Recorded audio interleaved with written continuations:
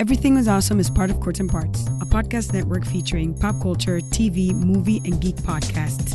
Check out some of our other shows, like TV Ate My Brain, Let's Chat with Revelin Friends, and Podstalgic at courtsandparts.com.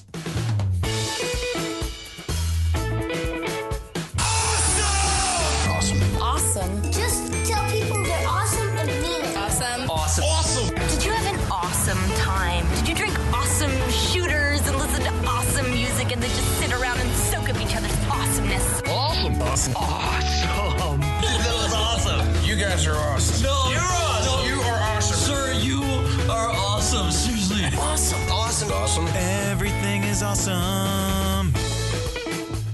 Welcome to this week's edition of Everything is Awesome. I am your host, Kev, and this is the show where I sit down with awesome people and talk awesome things. As you can hear, this pre-intro actually has a guest this week, and that is one, Michael DeAngelo. Hello. And this the reason I have him in for a pre-intro is that the episode that you're going to be listening to is the first half of our live Kickstarter that we did for Quantum Quest. Yeah, the Kickstarter live Quantum Quest playthrough Yeah. that we tried. Yeah, and it was an experience, the Kickstarter live. It was, you know what? And I think I can blame it on you because I don't usually have train wrecks. Yeah, that's true. But no, it was a good time. It was like the 11th hour. Hey, we're learning how to do things the right way. Well, and I really like that you can go live on Kickstarter. Like, it's a neat little thing that you and there's definitely a better setup that now that I know what I thought literally we had to set up a phone. I didn't know you could go live from the desktop. Yeah. So, so the Kickstarter's done. Yeah, Kickstarter wrapped up on the 29th. Let's not hold the people in suspense. Success or failure? I succeeded so hard. Oh, yeah. We managed to get almost 250%. No, it was 250%. Well, yeah, it was over 260 something percent. We managed to get 5,300 and some, and we were trying to get 2,000. So. Which is, I think what's nice is that, because I was talking to Jen about this, and I was saying, the last one, like, he only got about, like, up to it was around 2,500. It was around 3. Got up to 3, but the goal was, like, 15,000. Yeah, it was a lot more because we were trying to print overseas. So, and I think this one, the reason it did so well is because most of those people re-upped right away. Yeah, we lucked out by getting the people who wanted the creative characters. We said, if you want to lock these in, you have to do it in the first 48 hours. And luckily, most of them did it the first 24. Well, and because you didn't even post them as options. Correct, yeah. So I assume everyone was... We had like 2 that were missing that we just didn't put back up. And we had chambers that we didn't put up either because we figured if we needed to, we could put our own stuff in there. And I think that like those higher tiers, I guess technically do work for like first time publishers, but I think that's something that like,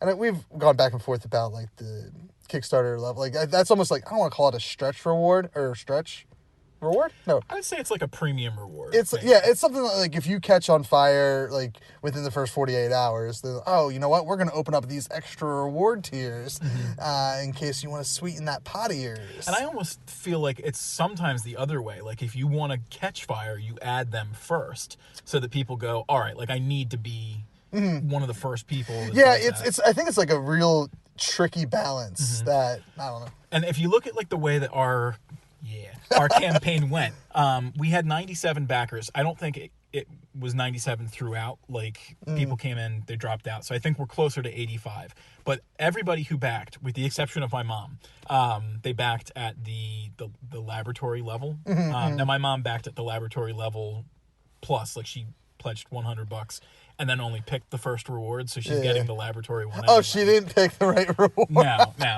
Because my mom, she still didn't quite understand Kickstarter, That's what despite the fact that this is my 5th one. Yeah. And that's, because I made sure, I guess there was one after the laboratory level. Yeah, it was like, it's our brass ring level, where it's like, for $250, we'll sign a card, we'll send out like a print of it. So we had 4 people, I think, do that. That's good. Yeah, 2 of them were people that we've interacted with a lot before. Adam, the guy from Operation Supply Drop, and Eric Barnum, who's been one of my my guys that I promo for on Tellest a lot. Okay. And he actually way back when we were talking about trying to kind of integrate other fantasy authors' works and video games and stuff like that. He was like our test character, so we already have his character done anyway. Oh, nice. So the main reason I wanted to have you part of the pre-intro here for this is that the Kickstarter's done. Yep. So while the episode you're going to listen to, it actually is going to, I guess we're not really pimping the Kickstarter as much as just showcasing the game. But we were talking in like, hey, it's not done yet. If we brought up the Kickstarter, so just know the Kickstarter is done. But I do want to talk about like what do you get with these Kickstarter games? So the only version that's getting printed through Kickstarter now is the laboratory level. So it was like, originally it was 54 adventures and 40 chambers.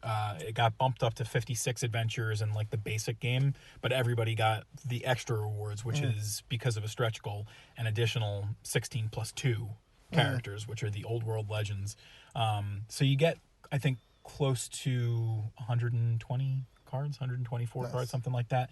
And it's just adventures and chambers, and it's basically you're going around a dungeon that plays differently every time, trying to get as much real estate, which Kev is very good at, and as you'll hear, and wiping out the other players by killing their adventures off little by little. That was debatable in the round that we played. And we changed a lot of that based on that play, so I'm glad we did it. I want to chat about that probably the next episode. But so what's the ETA? Is like, because most of the game's done, right? Yeah, we have everything done except for the creative content, the old world legends, and I have to change a little bit in the rule book based on the changes that we have to make. And our character sheet, like whatever, like when you're writing adventures and you're mana down, we want to change that a little bit, which it'll take me a day. Yeah. So we're trying to nail everything down. Like the artist is already working on the creative content with the exception of 2 characters that we haven't got yet. So we're trying to get everything to the game crafter by like April 15th, by tax day, in order to get everything printed fast enough for us to have the games to sell at Comic-Con. Oh, interesting. Because I think, so I was looking on the 30th, and they were saying that they were able to ship 100 games by the 6th of April. Oh, okay. So I guess because it's not like the Christmas season, there's plenty of time for them to work and turn things around. And I don't imagine it would take too long to get them. I would think probably like 2 weeks. So I think probably if we get it to the Game Crafter by the 15th of this month, we'd be able to get it in time to sell them at Comic-Con. Cool. So we're trying to get like 20 left over. So now that was a follow-up question. If you didn't pledge to the Kickstarter. So you can still get the base game through the Game Crafter. That's like our online marketplace essentially, and we'll eventually throw a link up on the Quantum Quest website. Now, is the base game, does that include the upgraded tokens? No, so that'll be just shards. What we'll probably do is have a couple different SKUs. So you'll have like the premium version that does have the tokens. And then I was talking with some of the people who commented on the campaign. We actually could probably get away with making like just a components upgrade where like you have the base game and you're like, I'm not really feeling the shards. Like I wish I would have known. You don't have to buy a whole new game. Like you could just buy the tokens. That's cool. So the only way now to get the extra cards, the 18 Old World Legends cards, is to be present at one of the conventions that we're at and selling the game. So if someone buys whether it's the base or premium game, they're not getting all those extra cards from Game Crafters. Correct. That's only going to be at the convention. Yeah, it was Kickstarter exclusive, but we wanted to do a fair loophole because we saw what happened with the Boss Monster game where they felt really bad that they couldn't give those out. So we kind of did like an open loophole. You can get it, but you have to do it under these special circumstances. Yeah. So we thought that was kind of like a fair, concession to the people who don't want to lose that option, but we don't want it to be available in retail. We don't want it to be available online. Like it has to be special when you get it from us. Yeah. And you already kind of answered all my pre-intro questions that I had listed here. So, with that being said, because I don't want to, you got about an hour of us playing. Well, I guess it's not an hour of us playing. It's probably like, I would say probably 15 to 20 minutes of us setting up. I mean, it was a long game. session. It was mostly total of, I think I have 2 hours and about 12 minutes of audio. Yeah, you figured there was a lot of setup. There was a lot of explaining every single card. Yeah. But a lot of it was because we got every positive card that you could end up with, and we tweaked all 4 of those cards. I think that, I want to say, like, from when the moment you're going to listen to, like, we're just walking around. We are not even sitting at the table yet. Mm-hmm. So there's a couple minutes of, like, just set up, and then finally, like, the cards are on the table, and we're going through the process of the game. So that's what you're about to listen to now. Mike and I will be back on the other end to close this episode out. And then stay tuned for part 2 in a couple days, because I'm trying to play catch up. So these are going to be about 4 or 5 days apart from one another. So we'll see ya on the other end.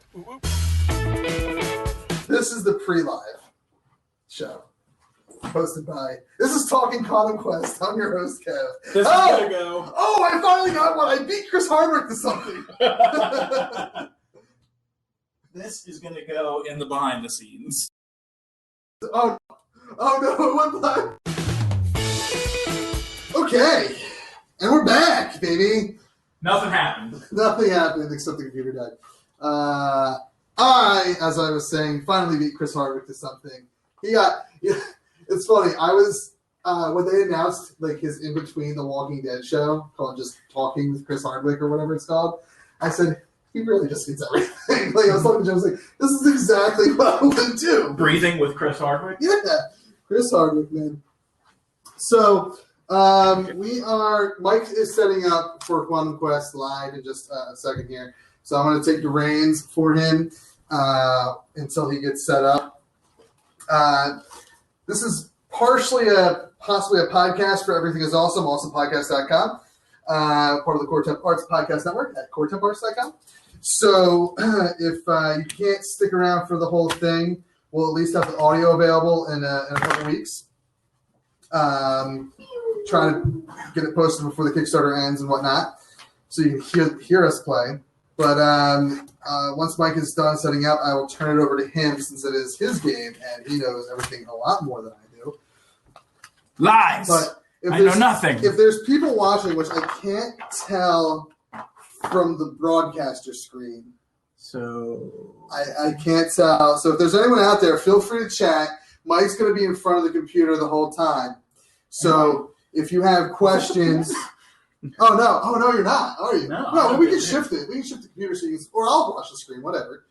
I don't know. But if you have questions, make sure you chat. We'll try to pay attention to what's going on. But we're going to be fully immersed into the game as well.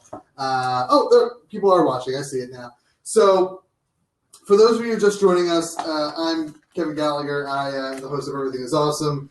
And I will be turning it over to the creator, or one half of the creators, of Quantum Quest in just a moment. He is currently setting up the game. We are doing a live playthrough. Dave, how many times have you played the game? Twice. Yeah. Answer that again, Dave. Twice. Okay. Mike has obviously played it a lot. 7 times. 7 times. I've played it a handful of times, and I was out of the 3 of us, aside from Mike, obviously.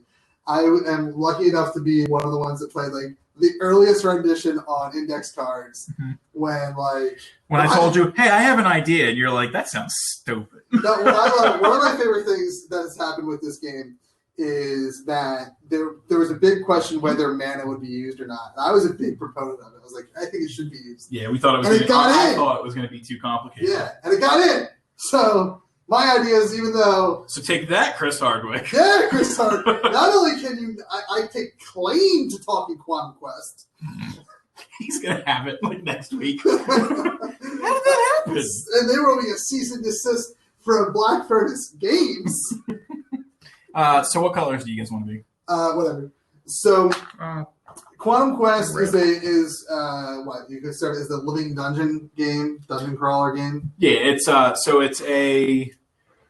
it's an ever changing like roguelike tabletop game. So you take kind of like concepts from video games and kind of applied it to. It's gone forever.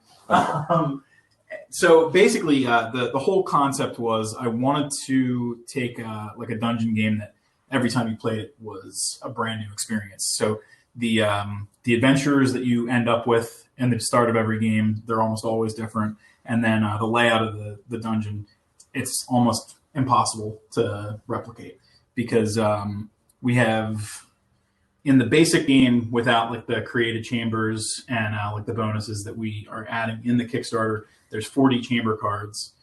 So it's 40 factorial. So, I mean, I think I was doing the math. You have to get struck by lightning 5 times before you get to that level.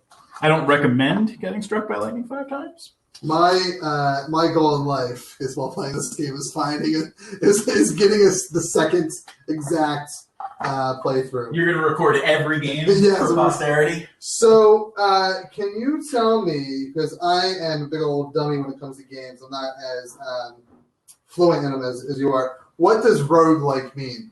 So, roguelike is usually a term that's kind of reserved for video games, computer games, and it's like a progressive kind of dungeon situation where it's procedurally generated.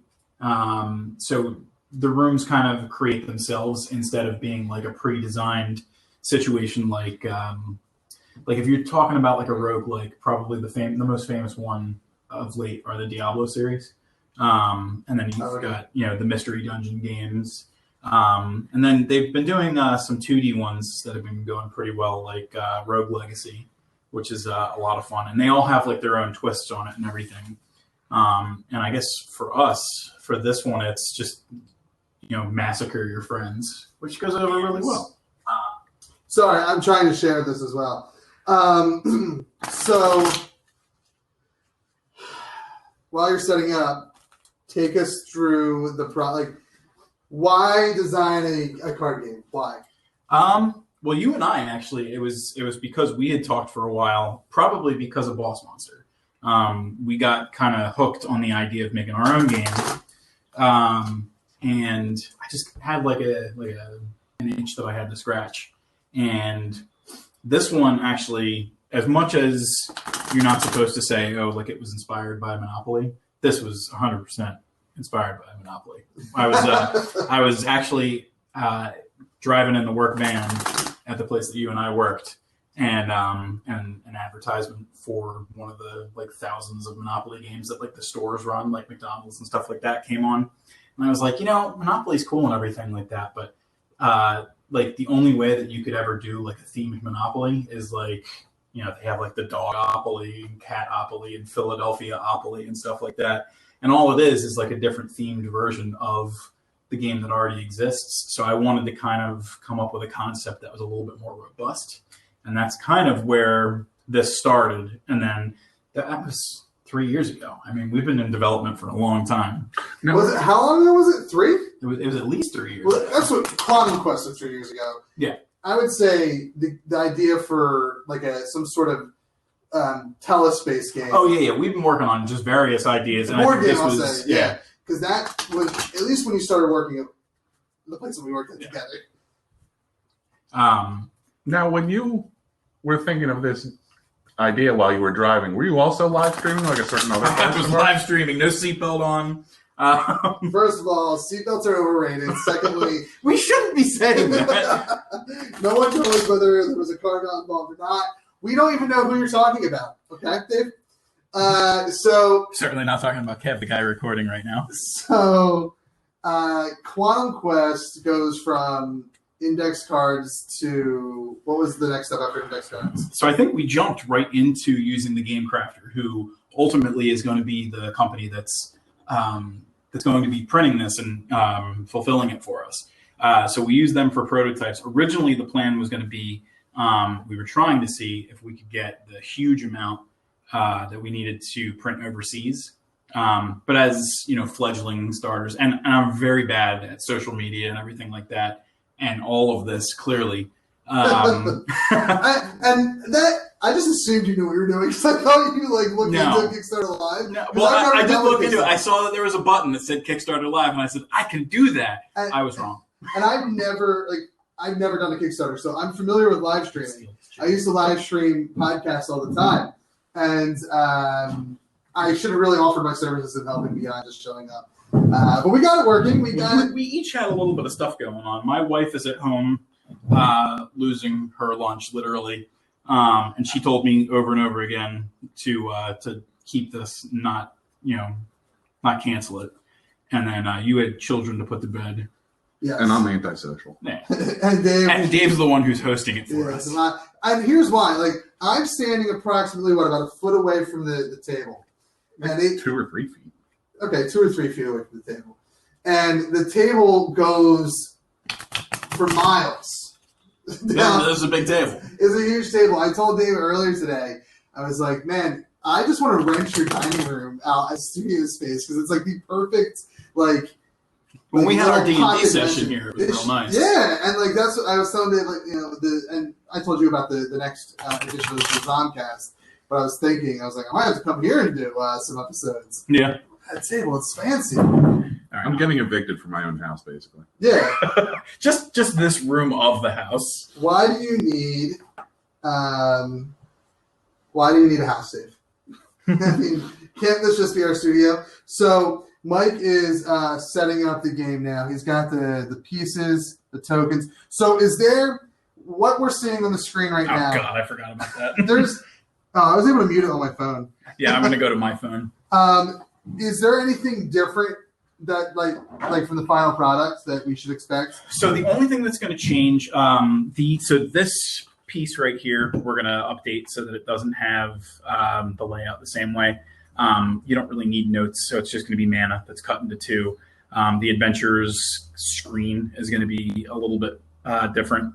And then the instruction booklet has to change a little bit because we have a reward level where you actually get into the handbook. So that's going to change. Right now, we're at 3,100. We have to get to 5,000 to actually get all of these nice tokens into the... Are these the tokens that will be in the final game? They will be in the laboratory level or higher once you get to $5,000. So what's the chips going to be? So those are those shards, the ones that are like a millimeter thin. So any other time, I think this is the first time that you've played with these, But no, this is all I remember. These ones here. So I've played with these ones before. I don't remember the other ones. The other ones plastic, they're chips almost. They're real thin. They're they're probably about the size of the playing cards. But the difference is because they're only this big, it's kind of hard to grab them off the table sometimes. So we were ending up just kind of smashing our fingers into it and just using static electricity to pick it up. So I'm really hoping that we get to this $5,000 level because everybody who pledges at the $30 level and gets the Old World Legends, they automatically get bumped up to these tokens at that level. So we'll see what we can do with that. So the $30. Go over the levels of your Kickstarter game. So all right, so we've got 3 levels. We tried to keep it very concise after our last Kickstarter did not get funded because we were aiming too high. So the $25 level is the basic game, which doesn't get you the Old World Legends, which is like Hercules, Loki, Robin Hood. They're in the game currently. If you have the next if you do the next level up, which is it's called the Laboratory. It's the $30 level. Both of them also require you to do shipping. So I think it's $8 US. And then I think you'd have to check the prices. I think it's almost double the cost for shipping to the UK, Ireland, Germany. But people can message you. Yeah. I actually recommend because I have to go through the Game Crafter's shipping kind of calculator to figure out what it is. So far, it looks like Europe has pretty much the same price no matter what. And then the next level up is almost like Brass Ring. Like it's $250. You get to pick one of the adventurers and we'll get custom art made by one of the other artists that I work with a lot. And we'll get you a signed version of the card and your name will be in the hand. Very few, select few people who have done that. do one other reward level as we get a little bit further on, and that's going to be kind of like a special circumstance. I'm not sure if we're going to do it, and if we do end up doing it, I'm not sure how it's going to be done. But just follow along with the updates, and we'll let you know at that point. All right, and as we finish, I'm monitoring the chat from my phone, so it might be even more delayed if you guys are chatting with somebody. Any questions about the game? But we're paying attention in a chat somewhere. So feel free to ask questions, and we'll address it as we can. I'm going to set up the camera so it's facing the table, which means we're probably going to have to move that microphone. Let's see. I would prefer to move it out further the other way if possible, because that's going to pick up noise. Let's see here. So, okay, so let's put this over here. Oh, I see the cord's in the way. Can you deal with that? I don't know. And Mike, if you can see what I'm doing on the screen there, does that look like a good? So there's a little bit of a delay, so we'll try and figure that all out. All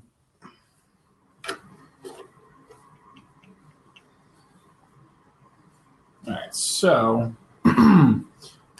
let me. If you look here, this is live. So is that a good view?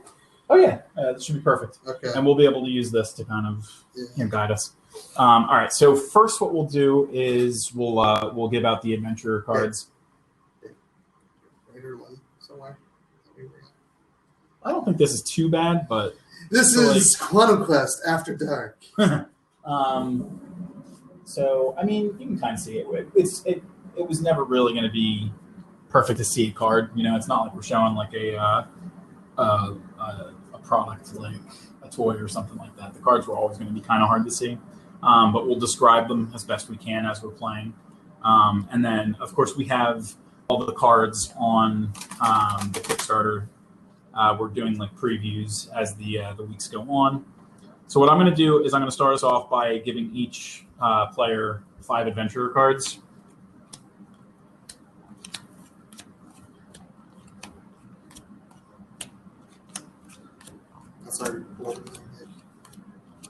That's where it ends. Yeah. All right.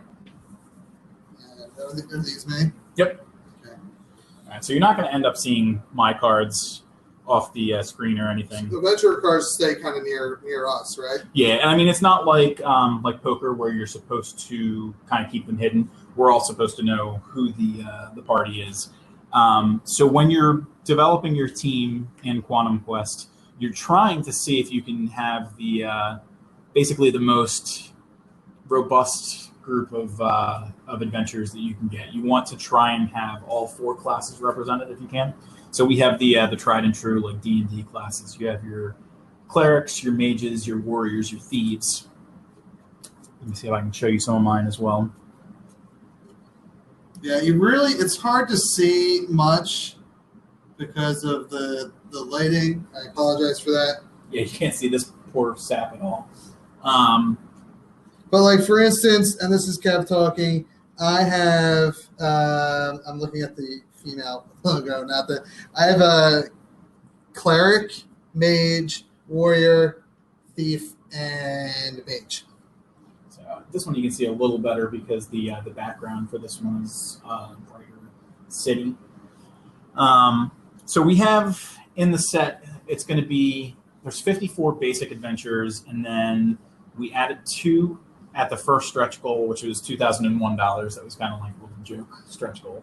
And then the Old World Legends gives you another 16. And because we just hit the $3,000 level, we're adding 2 more that we're letting people nominate throughout this week.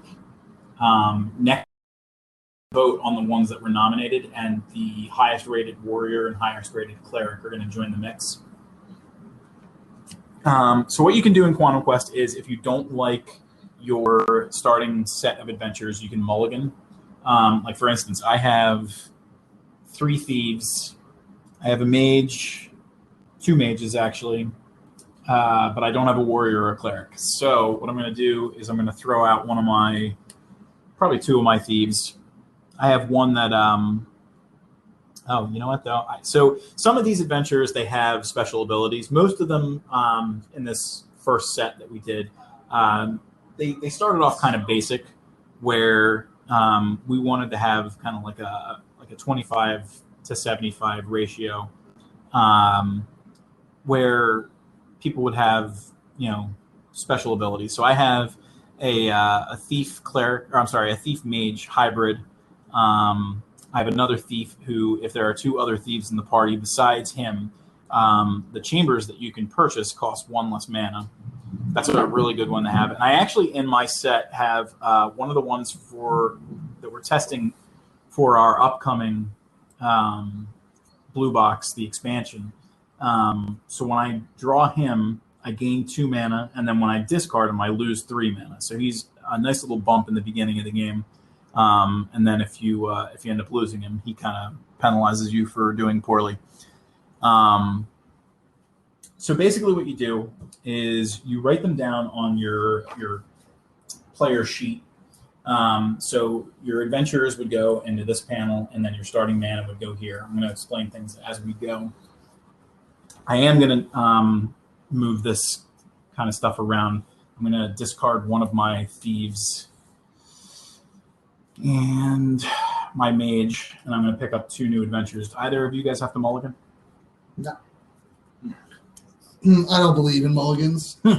So I picked up a warrior and a cleric thief hybrid. So I'm happy with that. Are you good with your set? I'm good. All right. I'm going to be blue, since the blue is closest to me. Dave, you're red, right? I already have my red. And Kev, do you want to be green or yellow? Green, buddy. All right. So there's Fly fly. There you go. All right. So the adventure portion of the game is kind of, we're starting that out. And then, can I jump in for a second? Sure. Because I tried doing some chatting in the chat room, and it's not showing up. So I don't know what the problem is there. So I'm gonna, if you're gonna pay attention to the chat room, I'm gonna back out of this and go to Twitter. So use hashtag Quantum Quest if you have a question on Twitter, and I will pay attention to that, and that way you can still ask us questions on Twitter. Yeah, if the chat's not working for whatever reason. All right. So the adventure phase is kind of done at this point. We figured out who our teams are, and then the next kind of important thing to do is to find out how the dungeon's going to play out. So we've shuffled the chamber deck, and what you do is you go through the chamber deck, you find the entrance card, which is where the players start. So again, this is going to be kind of dark, so you're probably not going to be able to see it too much until I kind of tilt it back. So every time you pass the entrance, you gain 2 mana. Yeah, there we go. So I'm going to, what do you think? Should we set it up like this? Or should we have it kind of like that? I would say, just like you normally would do it. Okay. But would you have it that way or facing the camera? I mean, it's probably not going to matter anyway. It doesn't matter. I don't think it matters. All right. So typically what we do is we play the game with, I don't think you need to do that. I appreciate it though. So what you do is you play the chamber cards face down so that whenever you're playing, it's a surprising experience. It's a living dungeon. Oh my god. All right, so I'm going to move this over so we can see it a little better. Do I see messaging happening on your phone? No. Oh. No. Let's say that did not work for me. The basic game for 2 players, it's 20 chamber cards. Every additional player over 2, it's an additional 4 cards. So we're going to need to do a rectangle of 24 cards. 24 cards. This is a great test for Everything is Awesome because I've always wanted to, every now and then play a board game or a card game or something on the show, but I don't know how it works. because we're not doing video, we're just doing audio, you know. And I really want to play Unstable Unicorn on. You got your pack, or yeah. I bought I got all the money on that. Oh, okay. So I got all the expansions and stuff that I'll never play because it's like not safe for work, like stuff. Did you see that they have the new game? Yeah, and within congrats on them. Within like an hour, they were fully funded. That does not surprise me. And the next day, they were like, I think their goal was 10, and they're at like over $100,000. So good for them. They're running right now. Yeah. So we're not going to make any more money after this. All right. So we've got our chamber set up. Yeah, I can't pledge because my money is tied up into Quantum Quest. Yeah. The better game. He's contractually obligated to say that. That was I signed off when I sold my shares. Yeah. Yeah. So for those of you who are joining us a little late, Kev was one of the original investors, and he was preparing to get married. So I bought him out of his shares for, what was it, 1.5 times? Something like that. How'd that investment go for you? Worked for me. Yeah, I mean, we were hoping that we were going to be doing the overseas thing and light it up like Boss Monster. Give me your green cube. That didn't work out. Maybe our expansion will catch fire. So anyway, it's all about getting the game out there into people's hands. That's right. Yeah, we don't even care about making a lot of money. So before you go on, because I know you've already done some cons like to prepare for the first Kickstarter. I guess there's con season for games really is over until the fall. Not really. Summer. No, the gaming conventions go all year depending on where you're but the local stuff. one, I imagine you're not driving out. Well, for me, yeah, because I don't have the time to do it. And that's part of the reason I'm sure that we're so low key is I'm not as invested in the gaming community as I should be. And Matt is the same way because Matt is, he's all the way in California doing his own thing. So we really can't collaborate as well as we should. Like I went to Gen Con on my own. No, not Gen Con. I was like, wait a second. Metatopia. But I mean, it's hosted in the same place. So no, Gen Con is in Indianapolis, I believe. Yeah, I must be thinking about Gen Con, Metatopia, and because there's 3 that take place in Morristown, New Jersey. Yeah, it's the same. Whoever runs Metatopia does like 2 other ones that are game based, like a heavier LARP. Metatopia was definitely there was a lot of LARPing going on. That's and LARPing, and then there's ones that's a little bit more LARPing. I don't know all of it. That was a fun experience to go to Metatopia, and then obviously we did PAX Unplugged. We got our start with Philly Wizard World, which we're going back to. I was going to ask. So are you planning on, because everything that you would probably end up going to is going to be after the Kickstarter? Are you going to go to the convention circuit again, at least the local Philly, Greater Philadelphia area? Well, we'll see what happens with this Kickstarter, and we'll see what happens with Philly Comic Con, because one of the things that my wife and I agreed upon was that we were not going to be so frivolous with our money this year. Because developing this game cost around, just for the cards, probably around $8,000 for like the card art, the covers, the stuff like that. And then you're talking about like stuff like the banner, the T-shirts that we did. Getting to the conventions to get the word out. So a lot of money. What we're saying is a lot of money went into this game already, and you already met the goal that you needed to get it printed for the masses. So for the low masses, but there's still more stretch goals that can happen to enhance this game more, and the more money that is raised here on Kickstarter, goes to help recoup some cash, but more importantly, you're already looking at the future with the Blue Box series. Yeah, and I think more importantly, the more money that we make for this game, obviously, the better this game gets, because at that $5,000 level, as I was saying, the tokens they get improved. At the $6,500 level, we add a couple of extra tokens that show you, like, if you land on a chamber that either makes it so that you move backwards or you lose a turn or something like that, like status effect tokens. At 8,000, we recently added a one that kind of leans more on my other passion, the writing. Yeah. We're doing Quantum Quest Quarterly, which is a quarterly e-zine where we do a short story for one of the Quantum Quest adventures. We'll introduce some house rules that you can play with that people have played with and told us about. You've never lived until you've played Strip Quantum Quest. Have you played that? No, not yet. So I have never lived. I don't know it. You could have a not for safe work. Oh yeah, add-on in your stretch goals. We had definitely planned on that for the for if we caught fire. Clearly, we did not. So what you're saying, that's the $15,000 stretch goal. Yes, exactly. Is the striptease version of the game. Well, I think so. 15,000 was actually. So this is the first time it's announced for the campaign.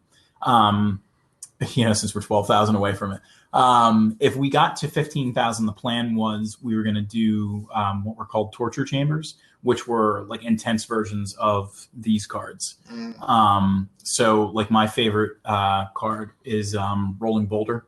So you'd turn that into Rolling Fireball, which would do like extra damage, something like that. It would tweak the original card, obviously new art.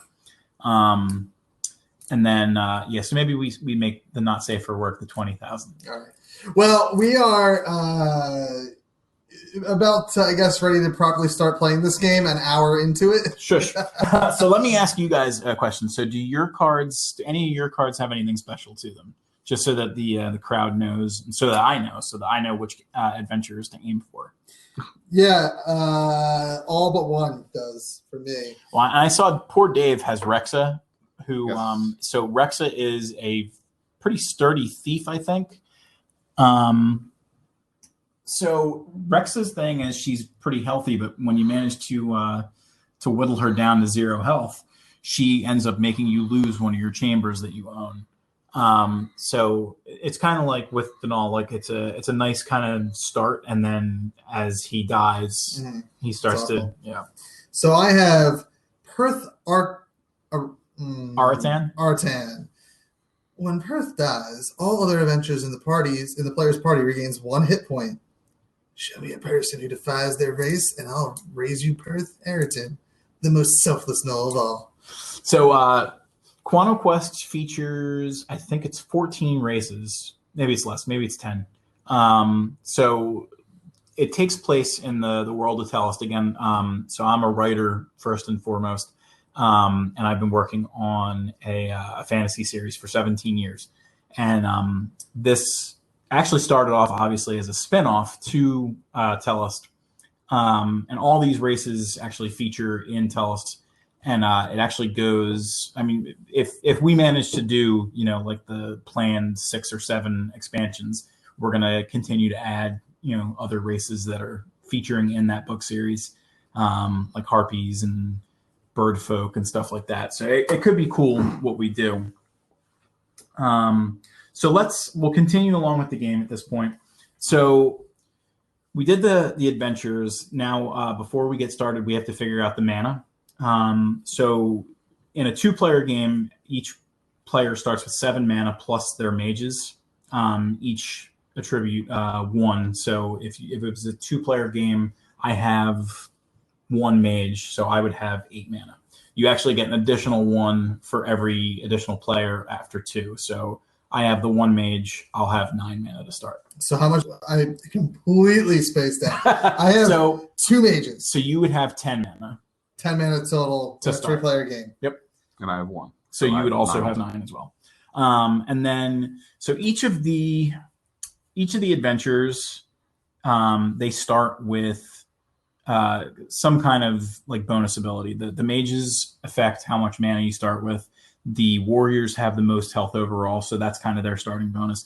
Clerics, you put a token on them to start, and that represents a one-time heal or like a negate damage. So Dave's already got his token on. Do you have any clerics, Kev? Yeah, I got my Perthy. There you go. So, and then the last kind of part of this is the thieves, and they actually determine who starts the game. So I have 4 thieves. Holy! Yeah, so I'm pretty sure I'm going to start the game for us. I have 1 thief. I have 2. So, all right. So it'll actually just go clockwise. So, Dave, would you pass me the dice, please? Sure thing. Here you go. Thank you, sir. All right. So what we're going to do is we're going to make our way around the dungeon, starting with me. So 1, 2, 3, 4, 5. If you were to roll double, you'd get a mana. So right now, the first card that we landed on is Whirlwind. Let's see if, I don't think I said that. So Whirlwind is a card where 2 adventurers each take a damage, and the player immediately rolls again. But the whole point of Quantum Quest is when you land on these chambers, you want to try and see if you can purchase them. So this card has a blue circle with a number inside it that represents the mana cost of the room. And then below that, it has a class circle with a symbol inside. So this one is a mage. I made sure that I had every class available, so I can definitely buy it. And I'm going to drop myself down from 9 mana to 5 in order to buy it. And then I put one of my tokens on it to And you signify. don't take damage because you bought it. Correct. Yeah. If I wasn't able to buy it, or if I chose not to buy it, I would take the damage and I would do whatever effect was on the card. So I would have to take the 2 damage and I would have to roll again. So then it'll move to Dave. And if he's unfortunate enough to land on that card, which he was not, so he rolled. That's doubles. That's doubles. So, 2, 3, 4, 5, 6, 7, 8. From up here. Yep. All right. So, And I gain 1 mana. yeah, rolling doubles. he rolled doubles, so he gets a mana. So he landed on Death Knight's Tomb, which is a card that he has to choose one of the clerics in his party who takes 2 damage. If he doesn't have a cleric, then just one of his adventurers takes 1 damage, and he needs a cleric to purchase that chamber. And we saw earlier he did have a cleric. So it has a blue circle with a 3 in it, so it's going to cost me 3 mana, and I will buy it. So now I'm down to 7 mana, and I own that. So as you make your way through the game, you'll see that the chambers get purchased pretty quickly, and that's when the damage gets doled out. So if no one owns the room, the player who lands on it gets to determine how it's going to damage their party. But if somebody else owns the room, they point out who among the other person's team takes that damage as well, as long as it adheres to the rules on the card. So like if it says 2 damage to a cleric, you can't deal that 2 damage to a mage. So I'll move it over to Kev. Oh, you don't roll again? Nope, not. Oh. Just mana. Just extra mana? Yeah, there are some. Well, you got the doubles too. Snake eyes! We're going to be annoying like that. So I got Magic Portal. When a player lands on this chamber, they may draw 1 adventurer card. And unfortunately, you don't get to do that because 5 is the max adventurers that you have in your. But I do get that extra mana, baby. Yes, you do. All right, so that actually kind of stunk for Kev, despite it being a nice card, because he didn't have the opportunity to land on a chamber and purchase it. That's all right. 1, 2, 3, I'll build that mana up. 5, 6, 7. You want to put me in that corner? I'll roll snake In the eyes corner? all day Yes, please. long. All right. And Mike has landed on an anti-magic chamber. So this prevents you from doing any of the special abilities in your adventures and their rules. And it doesn't give you doubles it doesn't give you a mana if you roll doubles. You can't use, there's what's called ultimate spells that we will talk about once we start accumulating a lot of mana. But the most important part is it requires a cleric and it costs 2 mana, and I'm going to get it just to have a little bit more real estate on the board. So I will be down to 3 mana now. And Dave, it will be your roll. And you have a token? Put on there. Thank you, sir. Oh, ruined it for everybody. 10. 1, 2, 3, 4, 5, 6, 7, 8, 9, 10. So, Dave, you landed on Corruption. So, this is a nasty card. This is probably the nastiest card that you have in the deck. You end up losing one of your chambers, and since Dave only has the 1 chamber, he ends up losing it. It's a little nicer when you have a nice selection and you can pick like the weakest card that you have. So, I mean, right off the bat, for that to be your second chamber landed on, that's rough. Yeah, that's real rough. I'm not a lucky person. Oh, you know what? I got the 2 extra mana for having Denal. Now it's my turn. Yeah. 9. 1, 2, 3, 4, 5, 6, 7, 8, 9. And I got the Libra Scales. You have to have a thief to purchase it. It's a trap chamber. One adventure takes 1 damage. One adventure gains 1 HP. If owned, the owner of this chamber may choose one of their adventures to gain HP. That's real nice because you can keep your party pretty healthy if people keep landing on it. Yeah, and that is, as you can see, 3. Well, if you're watching the Instagram live, 3 mana. I am purchasing that bad boy. Yeah, that brings me down to 8 mana. And you're still sitting pretty high because you didn't get that first chamber like Dave and I did. Yeah. So, all right, so we moved to 6, and unfortunately, I landed on corruption as well. So I'm going to lose my anti-magic chamber because that only deals 1 damage, and whirlwind can net me a lot more damage later on. Keep it flipped up, right? Oh yeah. Because we know what it is now. It doesn't make any sense to. I like your rules, Kev. You're a smart man. I'm streaming this on Instagram right now. 8. All right, so Dave is moving 2, 3, 4, 5, 6. So he passes the entrance, so he gains 2 mana, and he lands on that magic portal. And unfortunately, because Dave hasn't taken any fatal damage for any of his adventures, he doesn't get to get an adventure yet either. Doubles. Pew, pew, pew, pew, 6. So 1, 2, 3, 4, 5, 6. Whew! And I got Kev's a good salesperson. Guardian of the Void. I can't read that on the camera. Guardian of the Void is a monster chamber. 1 adventurer takes 1 damage. Next turn, the player rolls 1 die and moves that many spaces backwards. You need a cleric to purchase it, and it costs 2. So I'm going to purchase that because I do have myself a cleric.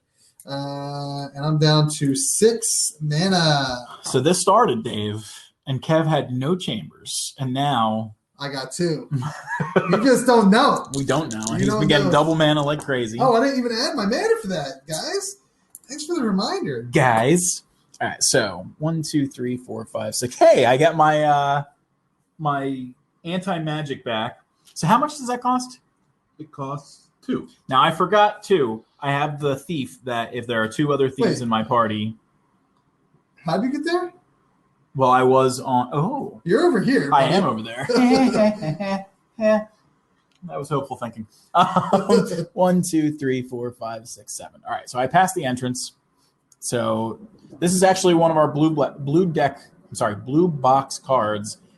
So you mixed it up? Yeah, I mixed it up. I wanted to make it entertaining for us. So this is a chamber card from the expansion that we're playtesting now. Question.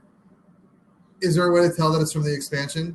We're going to try and figure out a way to do it like Magic has the symbols that show up in the side.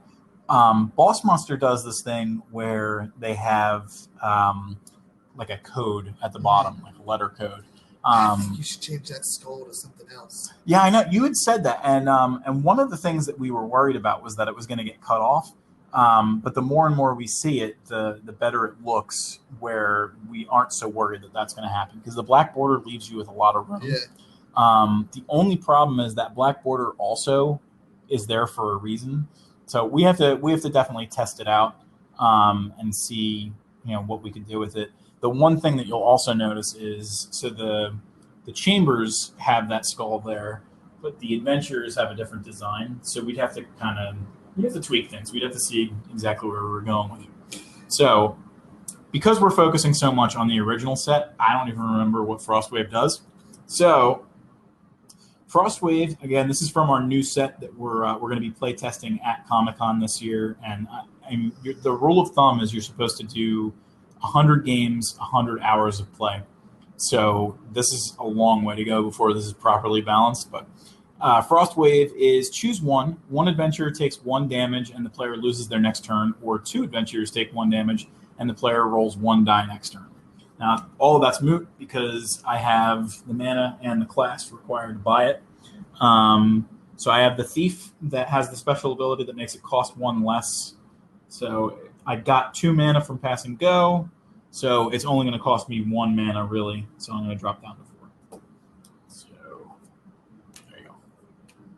Is mine. And as a reminder, if you have questions, because it looks like our chat is Moot. not working. No, our chat is working. Okay. Yeah, I got something. My my aunt is in the chat room. Well, if you have questions, then go ahead and ask wherever. I'm going to be monitoring Twitter and the other various places. 3. All right. 1, 2, 3. So you landed on my whirlwind. So I get to choose 2 of your adventures to take 1 damage. Okay. So who's your weakest? My weakest is Akela Cressol. Only has 4 health. Oh, and that's a nice one too, because when she dies, she ends up leaving a bomb where she Yes, where she is dies? a sapper. I fully expect when adventurers die, we have a dying scene, and We're gonna actually like bring it in front of the camera and be like, rip it. Oh god, that is not how you make money. So I'll do a damage to Akela. If that was in the rules and you had to rip your card, they'd have to keep buying the game, Right? baby. All right, so we'll deal a damage to Akela and we'll do a damage to Rexa. To but you're gonna use. I'm going to use my damage reduction token, and so that is not going to happen on that one. So when you use the damage reduction and you get to choose, like if you choose 2 heroes, damage reduction only reduces it for 1 hero. Correct. So you chose it for Rexa, right? Yep. All right. So then you also have to roll again because you landed on Whirlwind. Now, do I have to roll 2 dice? Yes, I do. 2 dice, and then you also, wherever you land, you get the effects of that room. He doesn't get a chance to buy it. He does get a chance to buy it. If it's not bought, or if 9. it is purchased, obviously he wouldn't be able to. 3, 4, 5, 6, 7, 8, 9. And that is mana burn. When the player lands in this chamber, they lose 2 mana. All right, I'm down to 7 mana. And Still a lot of mana, though. Like I said, I am not lucky. All right, so doubles again. pew, pew, pew. 3, 4, 5, 6, 7. So you get the 1 for doubles, the 2 for the entrance, 8, 9, 10, 11. But you landed on Whirlwind as well. So 2 adventures each take 1 damage. So what do you want to know? So we're going to deal a damage to Nersha and a damage to Perth. So Nersha is actually one of the ones where at the $2,001 level, the like little fun bonus stretch goal that we did, she was one of the 2 adventures that we added, and she is a big character in the Quantum Quest novelization that we're working on. Oh yeah, because has she always been in this deck or? No, so she was not one of the original 54. We added her in kind of late in the game because we were working on the book tie-in to the game that's the spinoff of the book series. So she is the keeper of the void. She is basically time itself.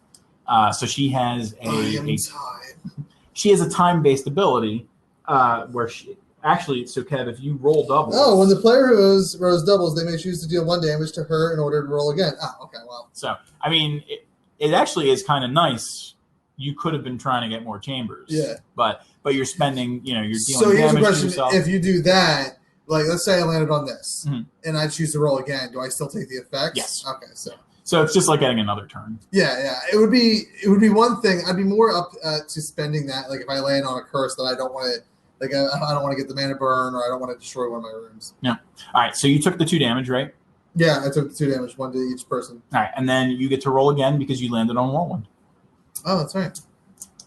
All right, so you didn't get 12 that time. So you're actually 1, 2, 3, 4, 5, 6, 7, 8, 9, 10, 11.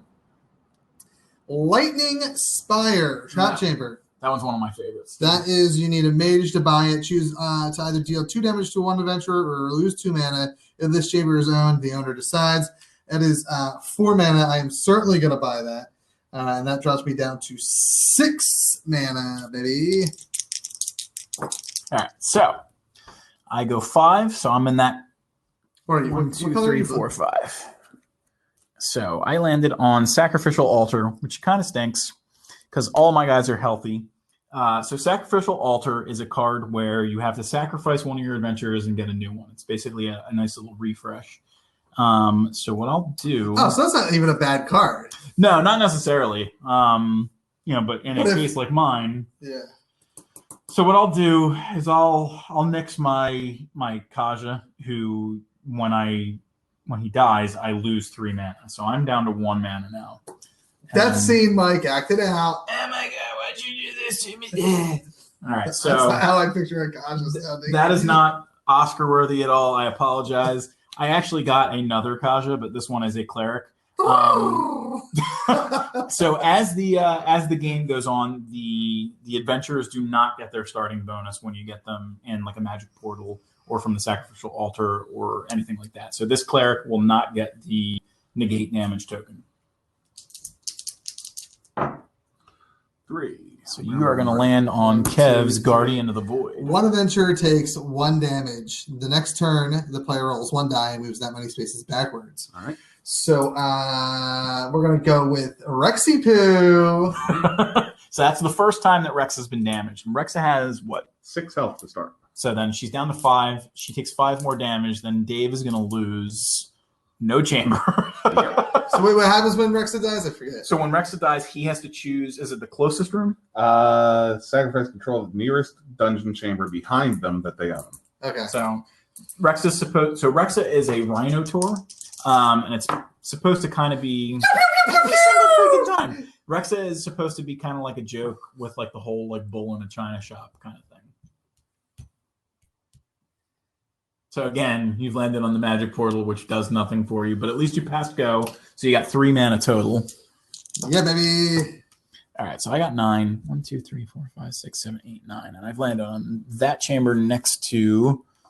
Which is the Chronomancer. How much? It costs 1. Okay, then it's free for me. 1 adventurer takes 1 damage.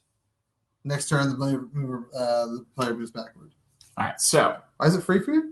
Because I have the card that if there are 2 other thieves in the party besides Cravat, rooms cost 1 less mana. Oh, interesting. Yeah. So, I mean, it's such a rare feat to have not only Cravat, but 2 other thieves. Mm-hmm. And Cravat only has 3 health, so... Well, Cravat. So hold on 1 second. So, Dave, you landed on... Right. Yep. So you I only do roll 1 1 backwards. and I go backwards. So that's a fun house rule to play. You can play with like Uno rules, 3. where if someone catches you doing a move that you're And not mana supposed to do... They lose 2 mana. Dave and I are polar opposites with our mana right now. Come on, Yeah, doubles. I should go to craps. Atlantic City. 8. Where am I? I don't even know where. 1, 2, 3, 4, 5, 6, 7, 8. All right, so we got a new guy. Mana Storm. 1 adventurer takes 1 damage. The player also loses 1 mana. You need to have a cleric for this, and it costs 3. I'm certainly going to buy that, which brings me down to 6 mana. All right, so 5.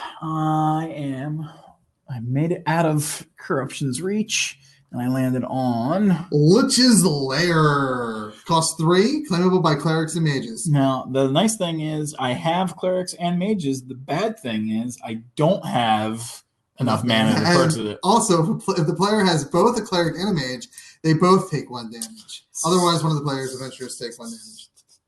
So I'm going to use one of my my only negate token. So we'll save my only mage from taking damage, and we'll give a damage to Gareth.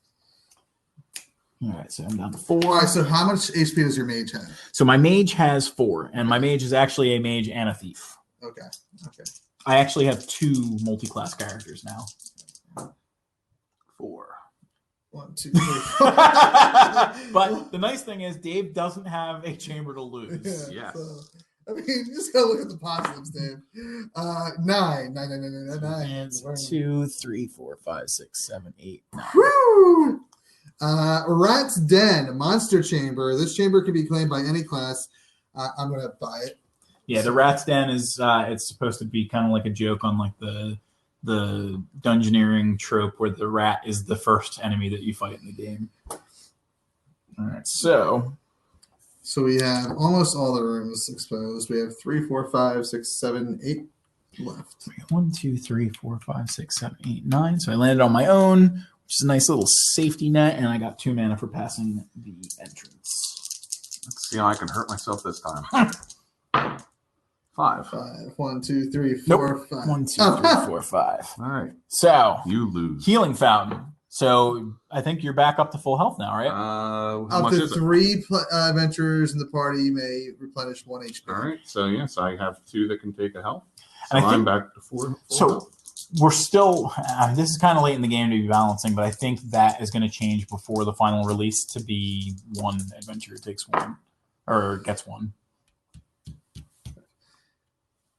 So you get your 2 mana. Technically, you don't get it until next turn, but you're certainly going forward next turn. Yeah. So, all right. So 8. 1, 2, 3, 4, 5, 6, 7. So show me this one. Yep. Spectral Hand makes a cameo in the Kickstarter video. It's a spell chamber, costs 2. One adventurer takes 1 damage. It's a warrior class. This player's party is moved back 3 spaces without triggering the effects of the room they land in. You said it costs 2? Yeah. All right, so it only costs 1 for me, so I'm down to 2. And it's almost like I have anti-magic chamber again.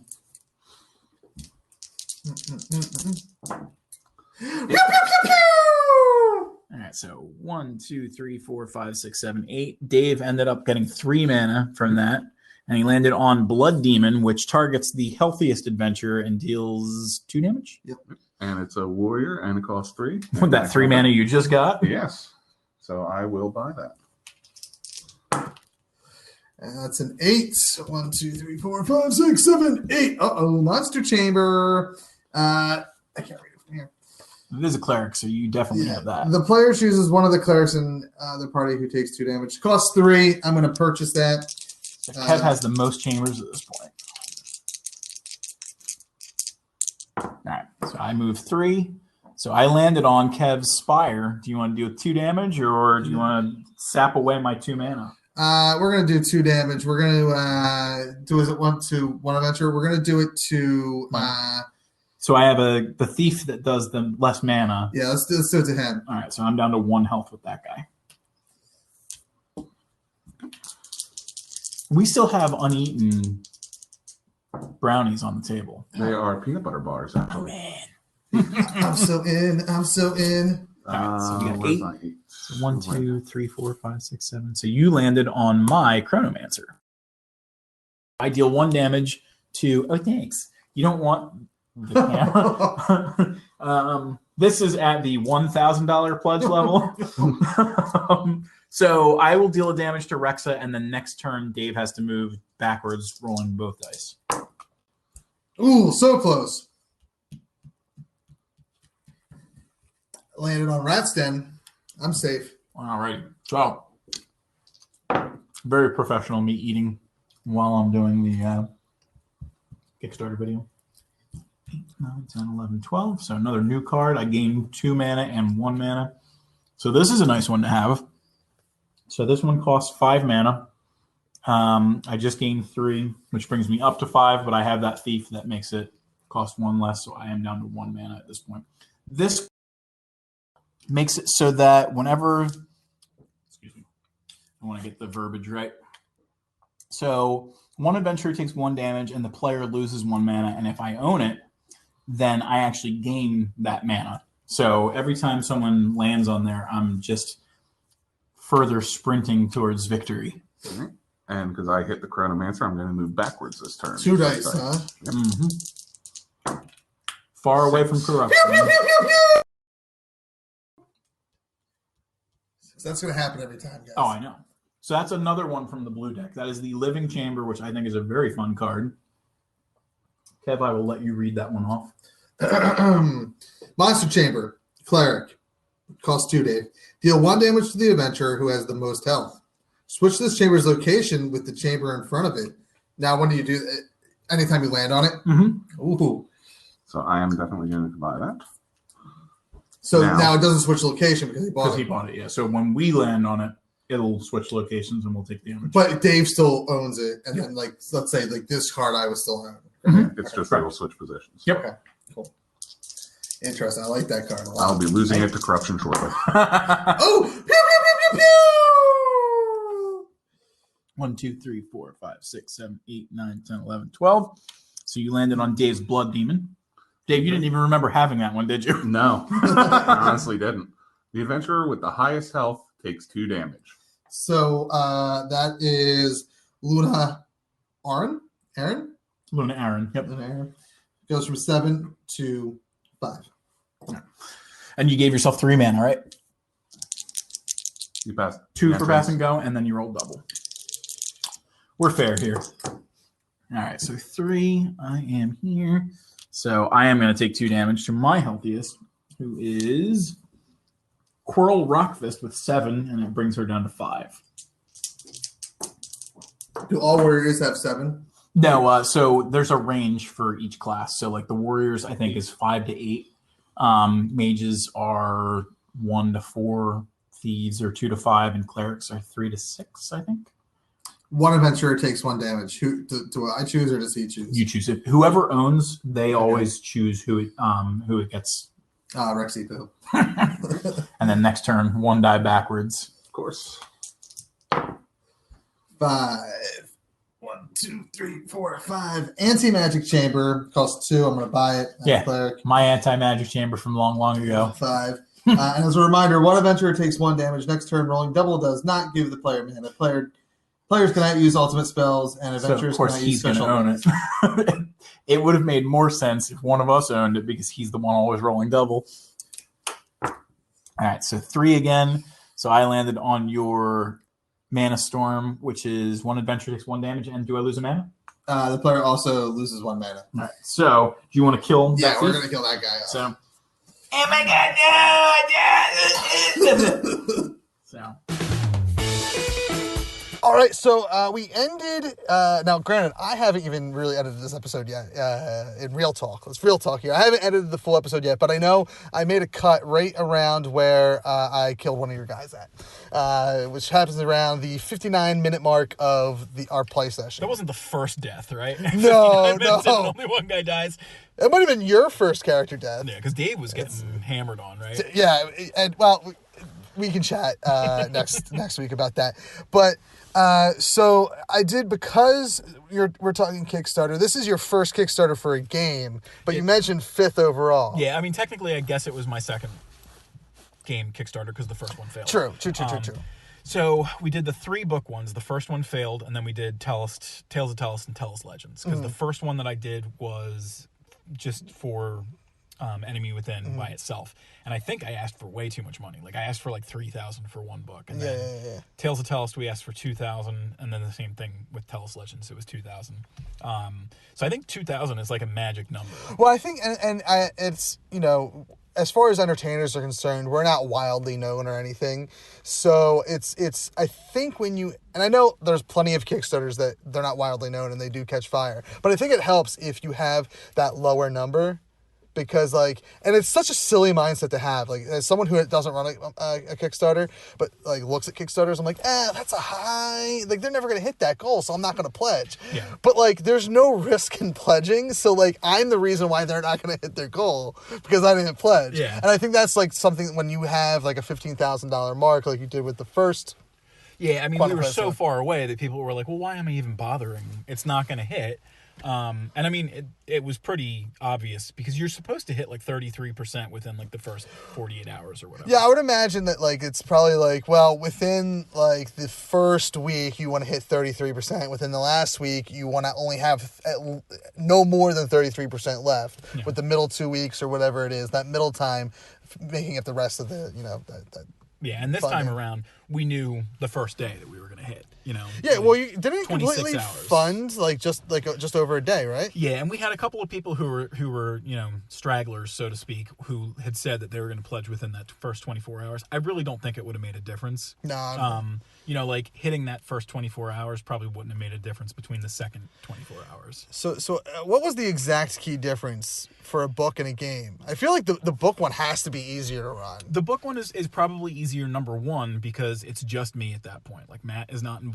And there's no mechanics. You write it and then you either like it or you rewrite it. Yeah, and at this point, I guess for the Tellest books, whenever I have my next set of Tellest books, I already have so much built on that all I have to go is, hey, if you want to see what my writing looks like, read all this.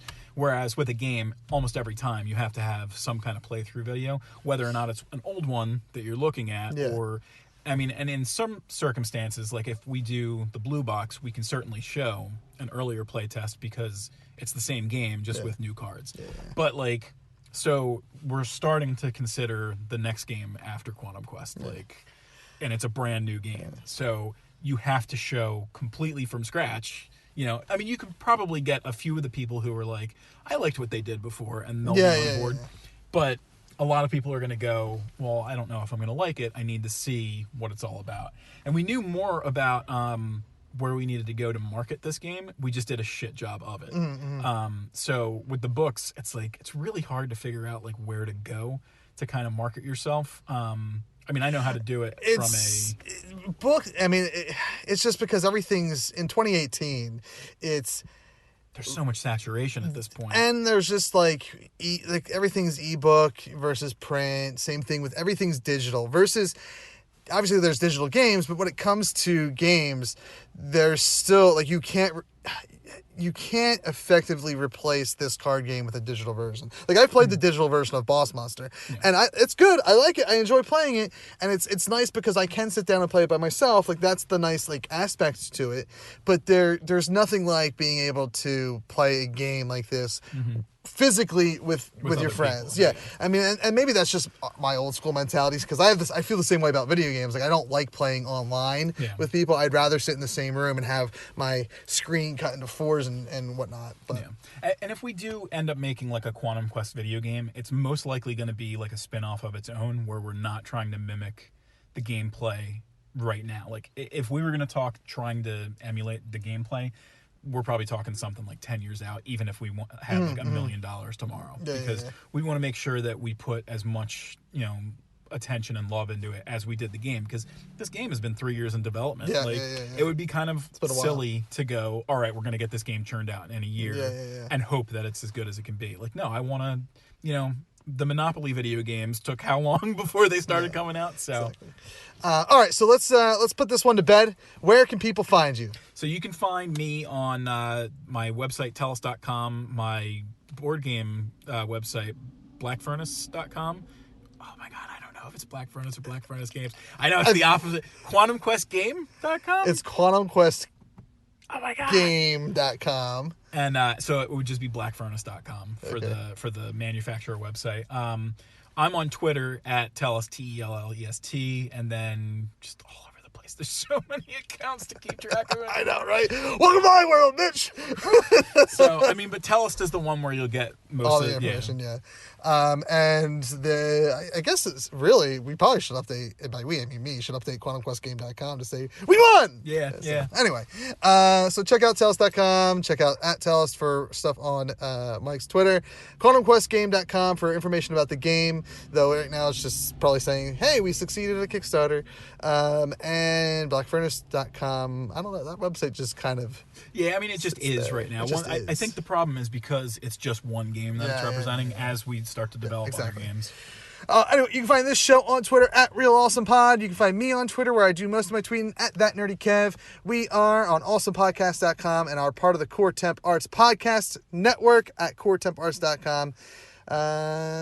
We've been awesome. Yes, we have. Thank you for listening to the Core Temp Arts Podcast Network. To listen to more Core Temp Arts shows, visit CoreTempArts.com.